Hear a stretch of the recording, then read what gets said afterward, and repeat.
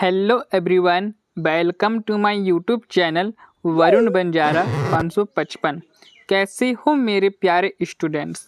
तो बच्चों, आज मैं आपको बताने वाला हूँ बच्चों, ये वीडियो कक्षा 12वीं वालों के लिए होने वाला है, जो कि अध्याय 1 आत्म परिचय है।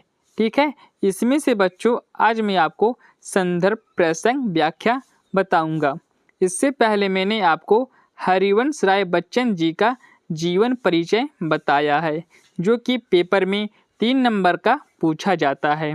और बच्चों, हरिवंश राय बच्चन जी का सिर्फ 3 ही चीज़ पूछा जाता है, 2 रचनाएं, भाषा शैली और कला भाव पक्ष, कला पक्ष और साहित्य में स्थान। ठीक है, वो वाला वीडियो आपने नहीं देखा है तो डिस्कशन बॉक्स में बच्चों आपको लिंक मिल जाएगा, आप उसे जाकर देख लीजिएगा। और बच्चों, हमने आपके लिए व्हाट्सएप ग्रुप भी बना दिया है नया 2024-25 का, और व्हाट्सएप चैनल भी बन गया है। डिस्कशन बॉक्स में बच्चों आपको व्हाट्सएप ग्रुप का और व्हाट्सएप चैनल का लिंक मिल जाएगा, आप वहां से ज्वाइन हो जाना। और साथ में टेलीग्राम चैनल को भी आप ज्वाइन कर लेना। और बच्चों, एक और वीडियो आएगा जिसमें से हम आत्म परिचय के जितने भी अभ्यास प्रश्न हैं उन सभी का उत्तर हम आपको इसी तरह के वीडियो के माध्यम से प्रोवाइड करवा देंगे।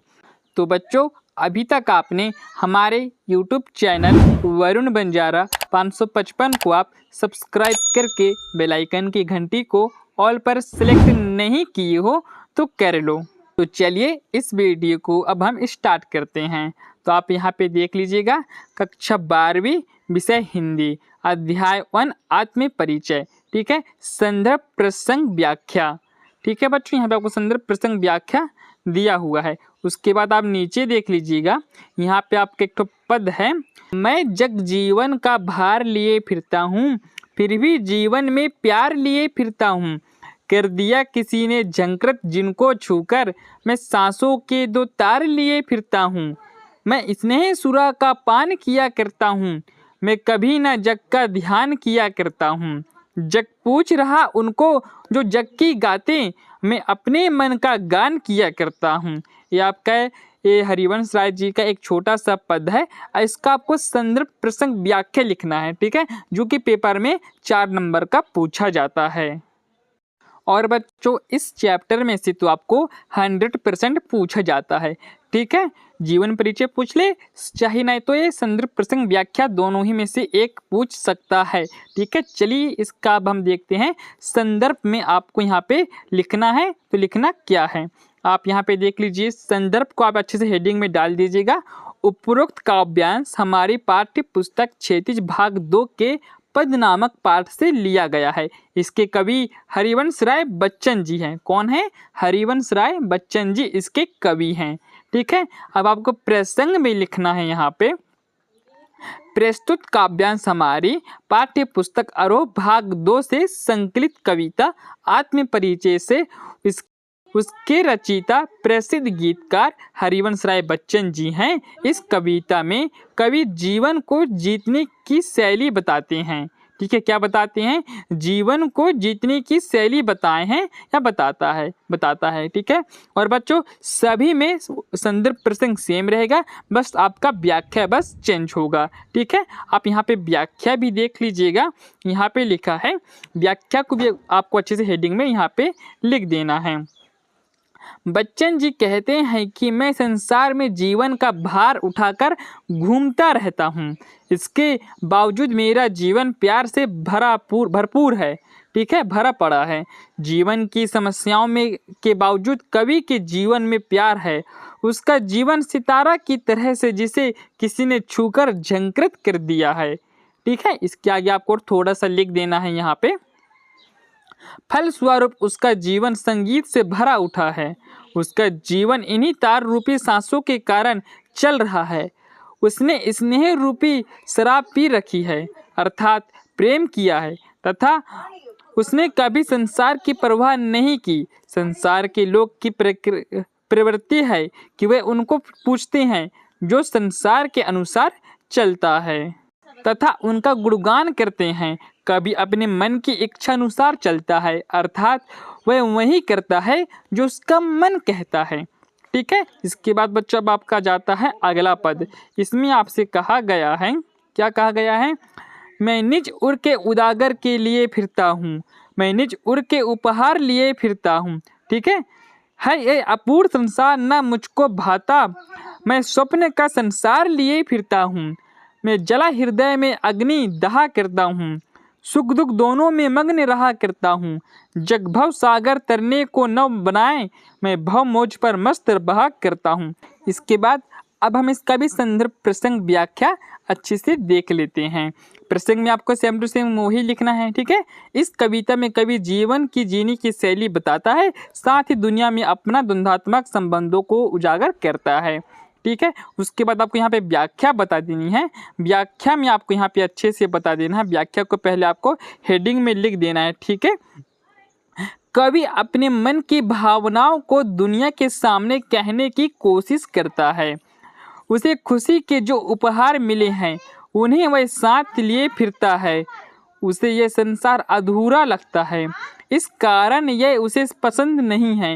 वह अपनी कल्पना का संसार लिए फिरता है। उसे प्रेम से भरा संसार अच्छा लगता है।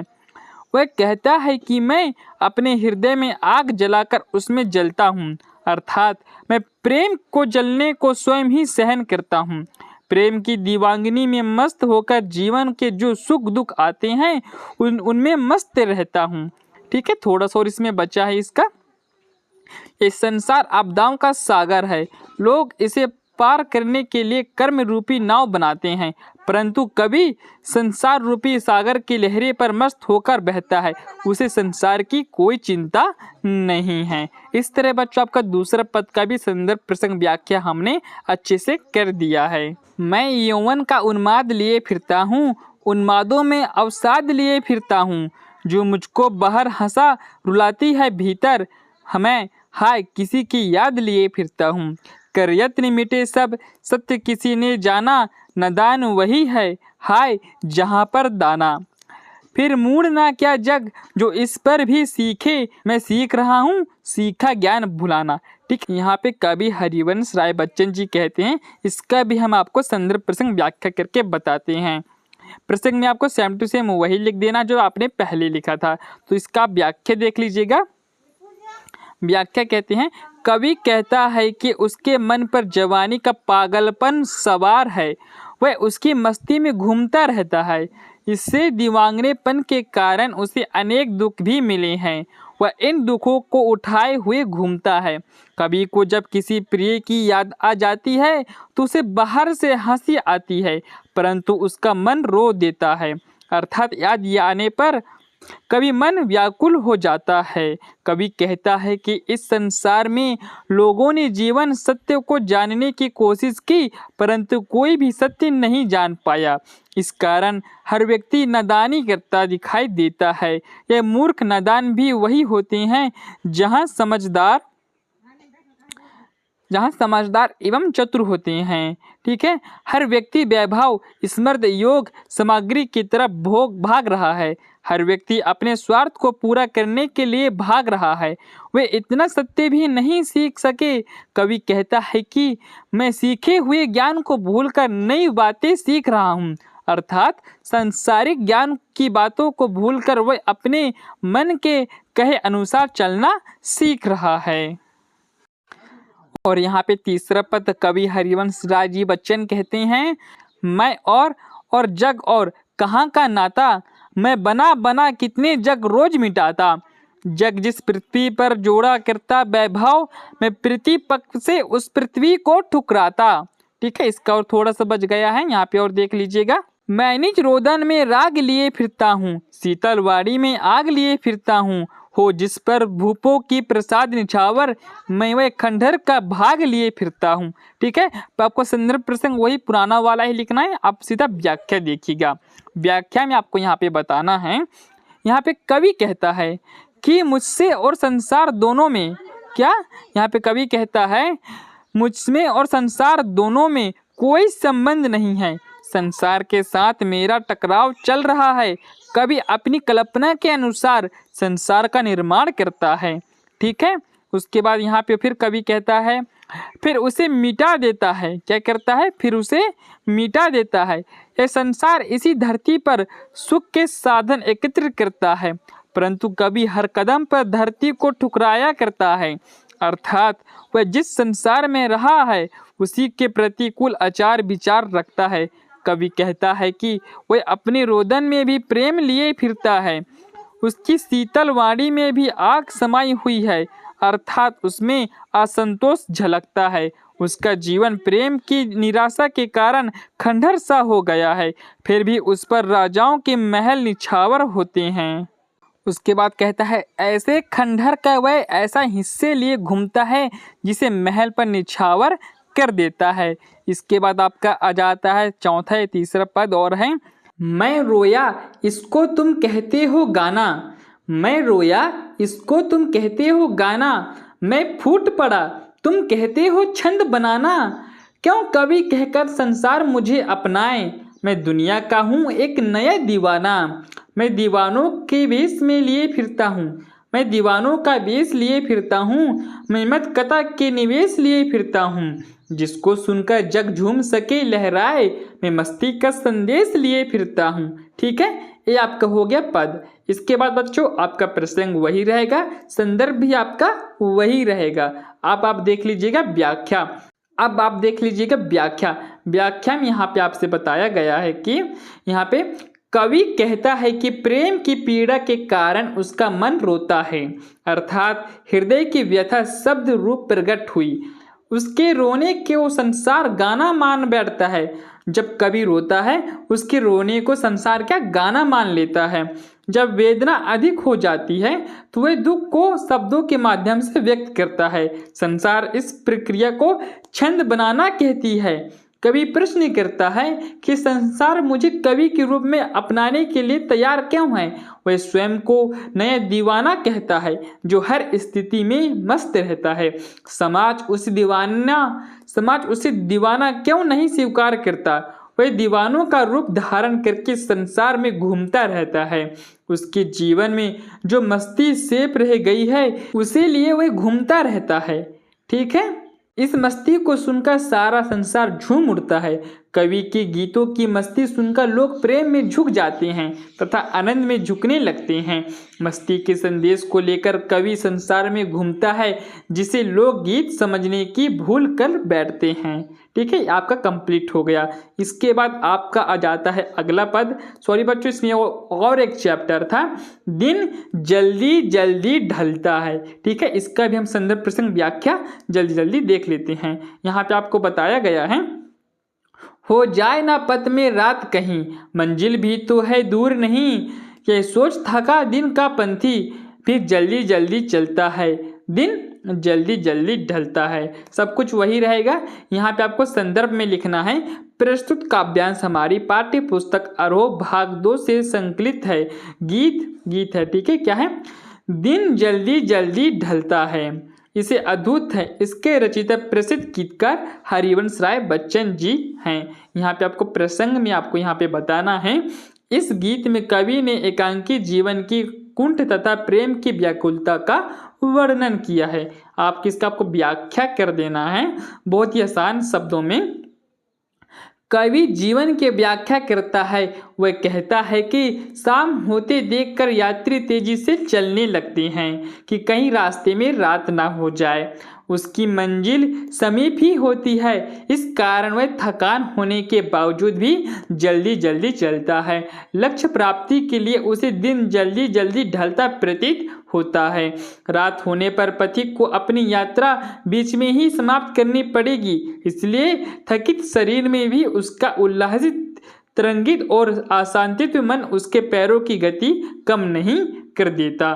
ठीक है, इसके बाद बच्चों आपका अगला आ जाता है, बच्चे प्रत्यास्था में होंगे, नीड़ों से झांक रहे होंगे, ये ध्यान परों में चिड़िया के भरता कितनी चंचलता है, दिन जल्दी जल्दी ढलता है। आपको सेम टू सेम संदर्भ में भी वही लिखना है और प्रसंग में भी आपको वही लिखना है। तो आप चलिए डायरेक्ट व्याख्या देख लीजिए। इसका व्याख्या में यहाँ पे आपको बताया गया है, कवि प्रकृति के माध्यम से उदाहरण देता है कि चिड़िया भी दिन ढलने पर चंचल हो उड़ती है, वह शीघ्र अपने घोंसलों में पहुंचना चाहती है।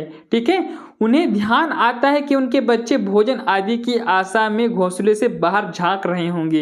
ये ध्यान आते ही उनके पंखों में तेजी आ जाती है और वे घर जल्दी जल्दी अपने घोंसले में पहुंच जाना चाहती हैं।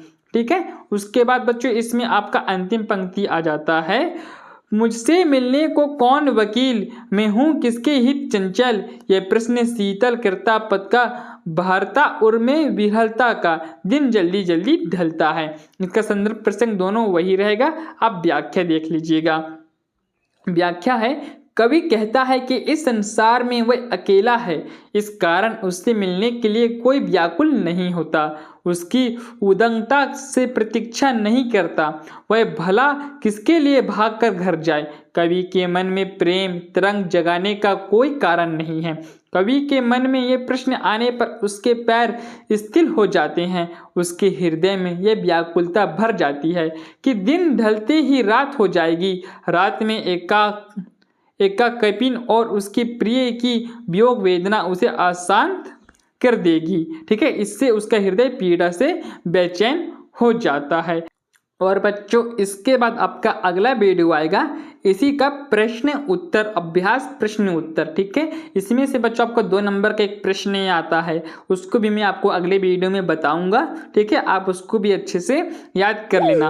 और बच्चों आपने अभी तक हमारे यूट्यूब चैनल वरुण बंजारा 555 को आप सब्सक्राइब करके बेल आइकन की घंटी को आप ऑल पर सेलेक्ट नहीं किए हो तो कर लो, और व्हाट्सएप ग्रुप में भी आप ज्वाइन हो जाओ, टेलीग्राम चैनल पे व्हाट्सएप चैनल पे आप ज्वाइन हो जाओ, सभी का लिंक आपको डिस्कशन बॉक्स में मिल जाएगा। तो चलिए बच्चों अब हम लेते हैं आपसे विदा और मिलते हैं अब हम आपसे अगली वीडियो में। तब तक के लिए bye bye, good bye, Vande Mataram.